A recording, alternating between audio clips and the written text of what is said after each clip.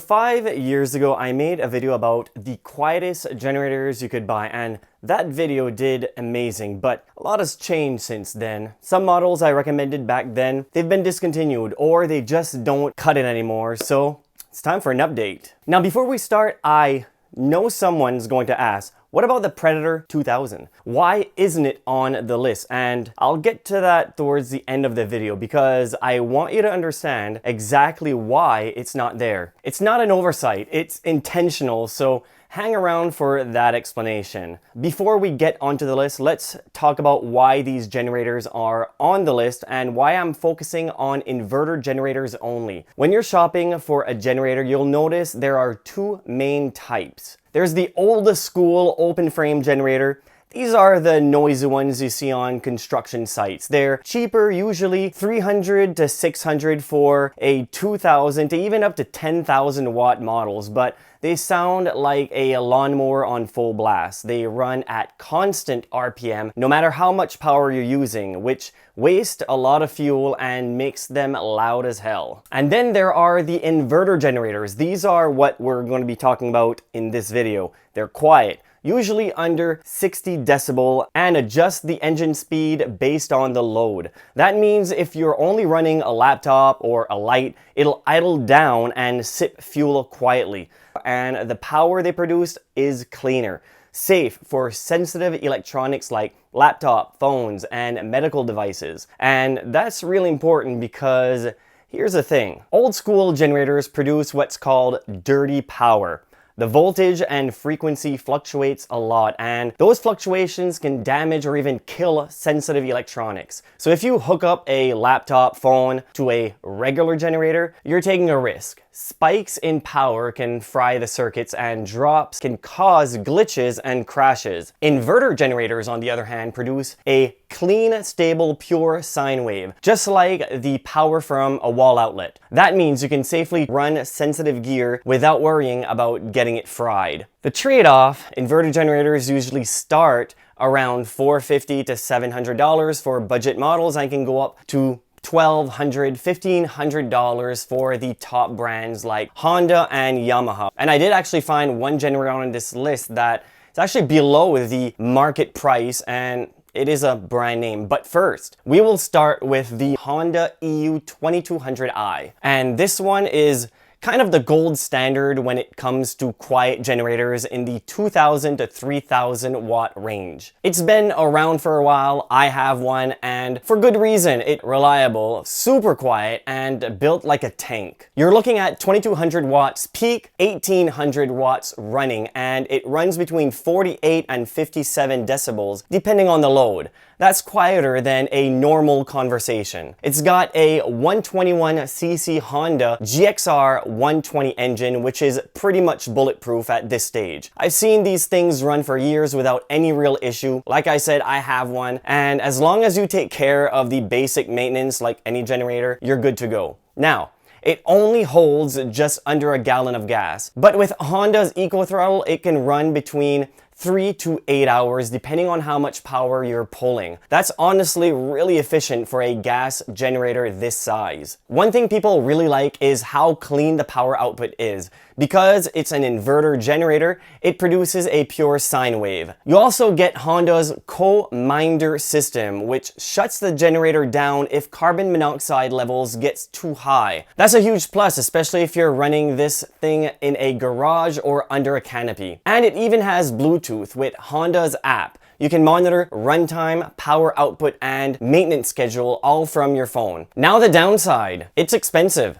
You're gonna pay more than pretty much any other generator on this list. It'll run you between $1,000 and $1,200 US, but people who buy it rarely regrets it. And I'll have links in the description below of all these generators to make it easy for you. The only other complaint I've seen is that, of course, people find the fuel tank a bit too small. Bottom line, if you've got the budget and you want something whisper quiet, this Honda is hard to beat. Next one is the Yamaha EF2200i, a generator that's been gaining a lot of attention with RVers, campers, and homeowners alike. This unit delivers 2,200 watts of starting power, 1,800 watts running. One selling point here is Yamaha's smart throttle technology. It adjusts the engine speed based on how much power you're pulling, so you're not burning more fuel or making more noise than necessary. While Yamaha calls it smart throttle, it's basically the same idea as other inverters. Honda calls it eco throttle, other brands economy mode. It's just a different name for the same fuel saving tricks. Noise wise, this one clocks in around 57 decibel. Not Honda level whisper quiet, but definitely a solid performer. Fuel tank size is 1.24 gallons, which gets you up to 10.5 hours of runtime at a quarter load. And also this unit weighs about 55 pounds. It's a bit heavier than some others, but Yamaha gives you a 3-handle design,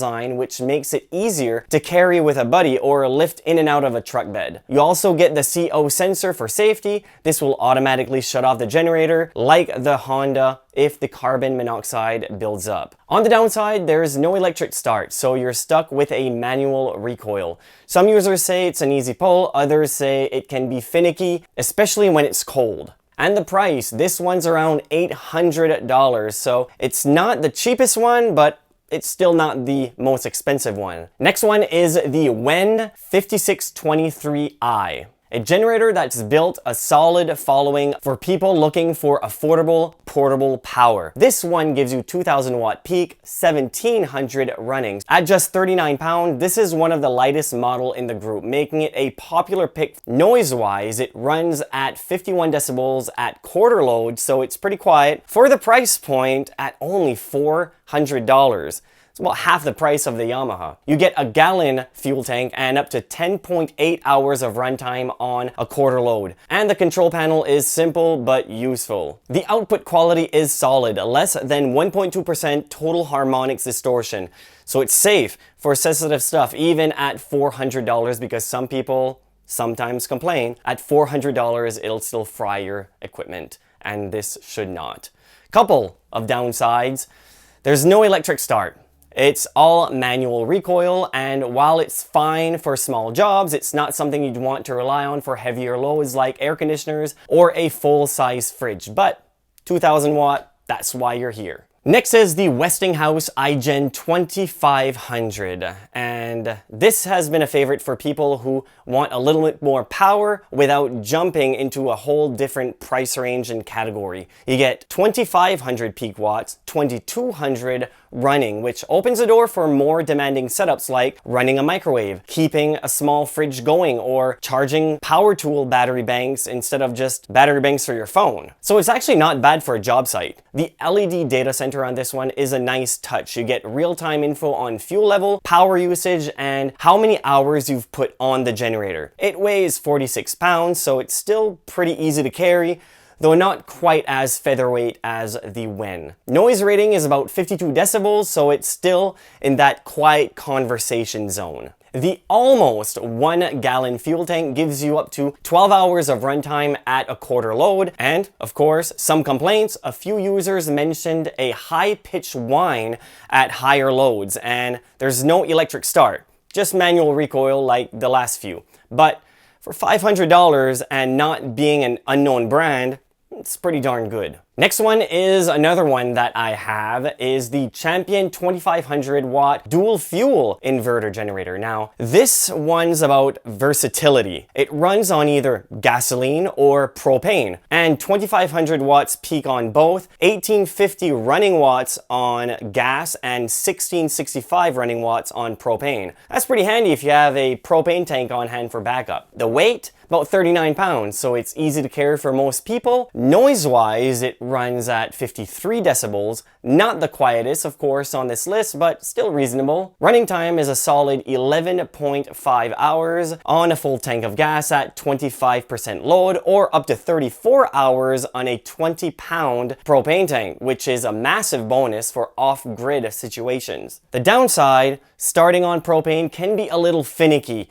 You have to open the propane valve very slowly, or the generator safety system can lock it out. Price-wise, around $600, but remember, you can now use gasoline or propane, and if that floats your boat, that's a pretty good option for you. And the last one is the budget-friendly pick, which is the PowerSmart 2500 watt, which clocks in at $350. You get 2500 peak watt, 1900 running, compact design for easy storage. Noise level is around 56 decibel. Not the quietest here, but still fine for most outdoor uses. The 1.05 gallon fuel tank will give you up to 10.5 hours of runtime at a quarter load. For this price, the panel is basic but gets the job done. Looking at reviews, people like the price, the simplicity, and how easy it is to transport, but the manual recoil start with no electric option can be a downside for some, and like others, it's not meant for heavy duty appliance, but you get what you pay for, and it's not bad. So that pretty well wraps up my 2025 list.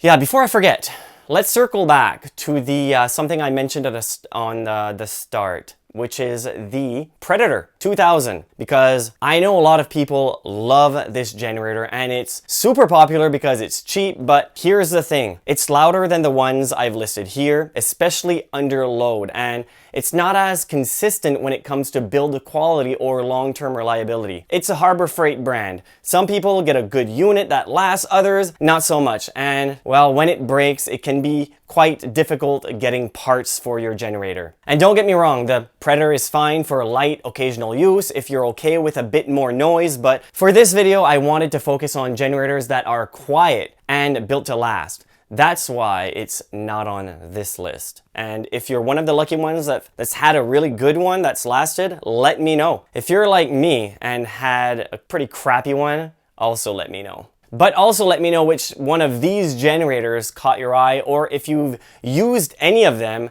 I'd love to hear your experience. And if you already have a noisy generator and don't quite have the budget for a full replacement just yet, video right here will show you how to make it quieter without breaking the bank. Thank you very much for watching till the end of this video. See you in the next one, assuming you subscribed.